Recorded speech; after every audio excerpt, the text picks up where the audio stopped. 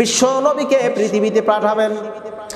ওয়ামা আরসালনাকা ইল্লা রাহমাতাল লিল আলামিন। পৃথিবীতে বিশ্ব নবীর আগমন হবে। কেন আগমন হবে? আগমন হবে মানুষকে বুঝাবে দুনিয়ায় তোমাদের আসার উদ্দেশ্যটা কি। এই দুনিয়ায় আসার উদ্দেশ্য কি? তোমাদের এই দুনিয়ায় লং সফরের জন্য নয়, বরং তোমাদের সফরটাকে একেবারে সংক্ষিপ্ত করে দেওয়া হয়েছে।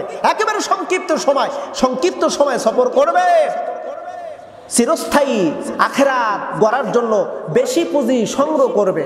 এজন্যই বিশ্বনবীকে পৃথিবীতে পাঠালেন। আল্লাহ পাক বললেন, হুয়াল্লাযী আরসালা রাসূলাহু বিল হুদা ওয়া দীনিল হাক্কি লিইযহিরাহু আলাদ-দীনি কুল্লিহি ওয়ালাউ কারিহাল মুশরিকুন।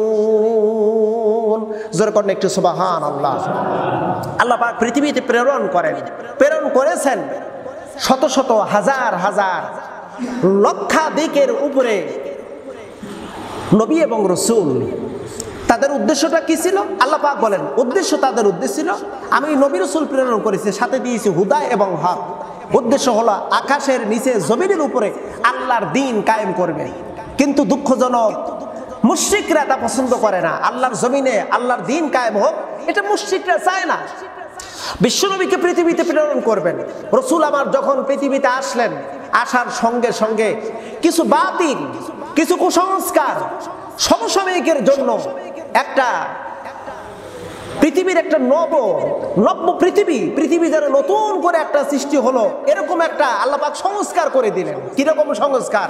রাসূলুল্লাহর জন্ম যখন হলো, নবীজির জন্ম, যেদিন জন্ম হয়েছেন, যেই সময়টা জন্ম হয়েছেন, সেই সময়টা না দিন না সেই সময়টা রাত, না দিন না রাত, সেই সময়টাকে বলা হয় সুবহে সাদিক। সুবহে সাদিক কিন্তু এটা দিনও না রাতও না। সুবহানাল্লাহ একটু বলবেন না? আল্লাহ পাক খুবই গুরুত্বপূর্ণ একটা সময় বিশ্বনবীকে পাঠালেন। হুজুর আমার জন্ম নিয়েছেন, পৃথিবীতে বিশাল বিশাল কর্মকাণ্ড ঘটলো। কিরকম কর্মকাণ্ড? আমরা যতটুকু জানি, বিশ্বনবীর আগমনের পূর্ব মুহূর্ত সময়টাকে বলা হয় আইয়ামে জাহিলিয়া, জাহিলিয়াতের যুগ, অন্ধকার বর্বরচিত একটি যুগ, মূর্খতার যুগ বলা হতো। কেন, কি জন্য বলা হতো, এ বিষয়ে কথা অবশ্যই আছে। মূর্খতার যুগ বলা হতো কেন? বলা হতো এই জন্য, সেই সমাজের মানুষগুলো সুদ ঘুষ তাদের ছিল নিত্য প্রয়োজনীয় মনে হয় একটা খোরাক।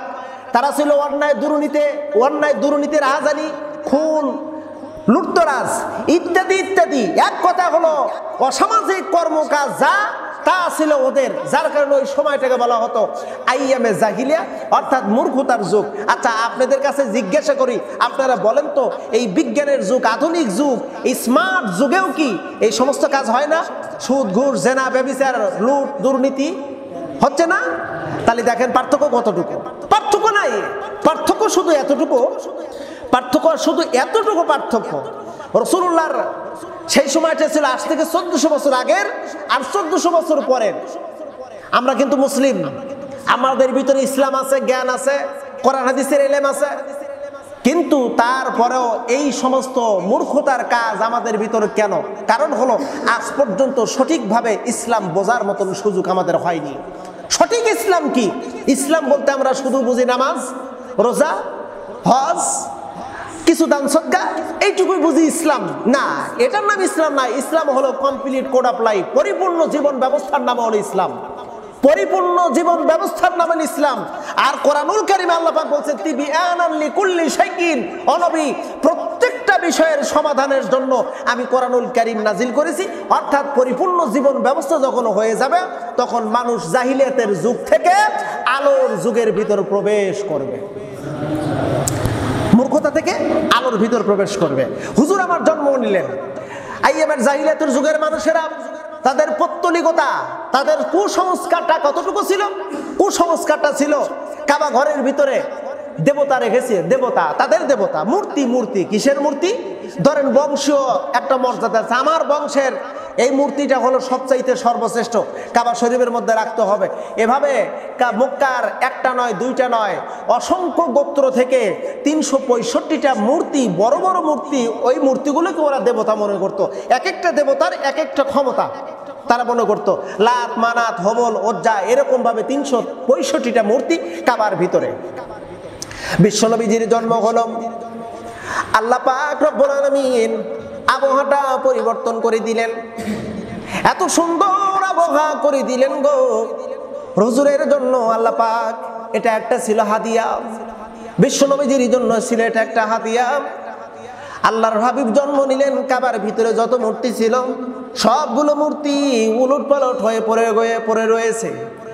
কাবা শরীফের খাদেম ছিল রাসূলুল্লাহর দাদা আব্দুল মুত্তালিব। আব্দুল মুত্তালিব কাবা ঘর সকালবেলা খুললেন, খুলে দেখতে পেলেন সবগুলো মূর্তি উলট পালট হয়ে পড়ে রয়েছে। যদি আব্দুল মুত্তালিব মূর্তির কখনো দেখাশোনা করতেন না, বরং মূর্তির বিরোধিতা করতেন তিনি। আব্দুল মুত্তালিব সম্পর্কে অনেক তথ্য আছে, বলতে গেলে অনেক সময় লাগবে। আব্দুল মুত্তালিব সঙ্গে সঙ্গে কাবার দরজা বন্ধ করলেন। কাবার দরজা বন্ধ করে হেরেমের অধিবাসীদেরকে ডাকতে লাগলেন, এ মক্কাবাসীরা, এ হেরেমের অধিবাসীরা, তোমরা আমার কেউ কথা তো বিশ্বাস করো না, আমাকে পাগল পাগল বলে মাঝে মধ্যে সম্বোধন করো। এসে দেখে যাও কাবার ঘরের ভিতরে যত মূর্তি ছিল কে যেন উলট পালট করে ফেলে দিয়েছে, কে যেন ফেলে দিয়েছে, কেউ আমরা কিন্তু জানি না। সবাই চলে আসুন, আবু জাহেল দৌড়ে চলে আসলো, এসে দেখে কাবা ঘরের মূর্তি উলট পালট। আব্দুল মুত্তালিবকে বলা হলো, আব্দুল মুত্তালিব কে করেছে? তুমি তো মূর্তির বিরুদ্ধে কথা বলো, নিশ্চয়ই বুঝি তুমি মূর্তি নিজে ভেঙেছ। আব্দুল মুত্তালিব বলে, আল্লাহ, আল্লাহর কসম করে বলি, এই কাবার মালিকের কসম করে বলতেছি, আমি দরজা বন্ধ করে গিয়েছি আর সকালবেলা খুলে দেখি কাবার ভিতরে মূর্তিগুলো উলট পালট হয়ে পড়ে গেছে। কে যেন খবর দেয়, আব্দুল মুত্তালিব, তোমার মৃত পুত্র আব্দুল্লাহর সন্তান মুহাম্মদ, তার জন্ম হয়েছে। যদিও রাসূলুল্লাহর নাম তখনও ডাকা হয়নি, শুধু এতটুকু বলা হয়েছে, ওগো আব্দুল মুত্তালিব, তোমার মৃত পুত্র আব্দুল্লাহর একটা সন্তান হয়েছে, জলদি করে যাও। চলে গেলেন। অনেক লম্বা চওড়া কথা। আব্দুল্লাহর ঘরের সামনে দাঁড়াইলেন। মা আমিনা সবেমাত্র সন্তান প্রসব করেছে সকালবেলা। লম্বা একটা কাহিনী, লম্বা একটা সময়, অনেক কথা আছে, ওই দিকে না যাই। বিশ্বনবীজিকে নিলেন, বিশ্বনবীকে নিলেন। আব্দুল মুত্তালিব চেহারার দিকে তাকাইলেন, তাকানোর পর তারা ওই একটা স্বপ্ন বারবার মনে হয় সে যায়। আব্দুল মুত্তালিবকে রাসূলুল্লাহর জন্মের পূর্বে আল্লাহ পাক স্বপ্ন দেখাইছেন, আব্দুল মুত্তালিব, তোমার বংশে এমন একটা প্রদীপ প্রজ্বলিত হবে, যেই প্রদীপটা হবে হক প্রতিষ্ঠিতকারী। রাসূল যেদিন জন্ম নিয়েছিলেন ওদিন শুধু কাবা ঘরের মূর্তি উলট পালট হয়নি, রোম পারস্যের মানুষের অগ্নি পুজো করত। পারস্যের অগ্নিকুণ্ড হাজার হাজার বছর ধরে অগ্নি প্রজ্বলিত ছিল, কোনোদিন লেবে নাই। হাজার বছরের ভিতরে রাসূল যেদিন জন্ম নিয়েছে ওই দিন ওই অগ্নিকুণ্ড নিভে গেছে। যেরকম একটু সুবহানাল্লাহ। আবহাওয়াটাই পরিবর্তন, জান্নাতি হাওয়া, জান্নাতি হাওয়া প্রবেশ করেছে পৃথিবীতে। পৃথিবীর পরিবেশ অন্যরকম। রাসূলুল্লাহর জন্মটা কিতাবের মধ্যে আসছে, এরকম অলৌকিক জন্ম পৃথিবীর কোনো মানুষের হয়নি, কোনো মানুষের হয়নি, একমাত্র বিশ্বনবীর হয়েছে। কুল জাআল হক ওয়া যাহাকাল বাতিল ইন্নাল বাতিলা কানা যাহুকা। রাসূলুল্লাহর জন্মটাই হলো হক এসেছে, বাতিল পলায়ন করেছে। সত্য সমাগত, মিথ্যা বিতাড়িত, সত্য সমাগত, মিথ্যা বিতাড়িত। আলো যখন আসবে অন্ধকার আলোকে দেখে এমনি পালিয়ে যাবে, এটাই ঠিক না? এই যে অন্ধকার, এখন আপনি একটা টর্চ লাইট নিয়ে বের হবেন, অন্ধকারের ভিতরে যাবেন, টর্চ লাইট মারবেন, আলো দেখে দেখবেন অন্ধকার পালিয়ে গেছে। বিশ্বনবীজির জন্ম হলো হক। আইয়ামে জাহেলিয়াতের ওই যুগটা ছিল অন্ধকারের যুগ। বিশ্বনবীজির আগমনের কারণে এই অন্ধকারটা দূর হয়ে যাচ্ছে। আল্লাহ রসুলকে কোলে নিলেন আব্দুল মুত্তালিব। 7 দিন বয়স, হুজুরের বয়স 7 দিন। কোলে নিয়ে কাবার সামনে, কাবার হাতিমের সামনে আসলেন। আব্দুল মুত্তালিব বিশাল বড় একজন ধনী ছিল। মক্কার সম্ভ্রান্ত পরিবারের মানুষদেরকে দাওয়াত দিলাম। দাওয়াত দেওয়ার উদ্দেশ্য, সেই সময় আরবের একটা যুগ ছিল, আরবের একটা প্রথা ছিল, সন্তান যদি জন্ম নিত আকিকা করত। জরবন কি করত? আকিকা করত। আকিকা, আকিকা করা এটা হলো সুন্নাত। আকিকা করা কি? জরবন আকিকা করা কি?